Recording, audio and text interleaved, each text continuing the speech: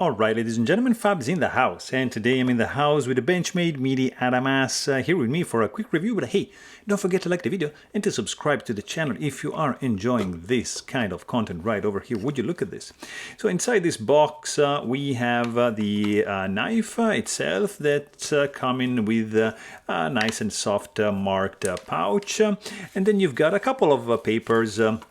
This is just like classic paper from Benchmade. You got the box with some foam, but then you have this pretty interesting, especially if you live in Canada, note. We can just check it out, and they tell you that you might want to tune in with a T10 Torx bit screw, like this guy over here, your pivot, because yeah, you see, when you purchase a brand new box in Canada, some manufacturers are over tightening during the manufacturing process. So very, very interesting for me. So this is the Benchmade Mini Adamas. It's a $215 knife made in USA. It's designed by Shane Siebert. It's the designer of the Bushcrafter, if you know that. And it's a medium-sized knife. Overall length of this guy is going to be 7.6 inches with a 4.3 inch long blade handle, sorry, and I would say like 3.4 inch long blade.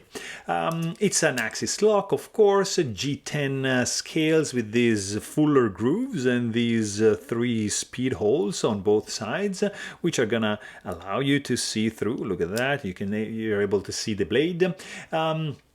Axis lock, drop point blade, crew wear. Where is it here? Crew wear, still with this gray finish, Siebert design, of course. And you can see this is a nice drop point, flat grind, nicely jimped, thumb stud opening, and axis lock locking mechanism, coupled standoffs, deep carry pocket clip, battle washed. You've got a couple of liners which are skeletonized. Of course, you have the holes. I mean, it's a very, very interesting knife. There's a couple of things I really love about this one. One is the ergonomics, which are pretty fantastic. And another thing I like is just the fidget factor. I mean, you can really play like that with this guy all day long. And another thing that I like is how this guy feels in the hand. I mean, it's absolutely solid. It feels like, I don't know, like a fixed blade. It's something crazy, guys. In the hand, it's absolutely sturdy.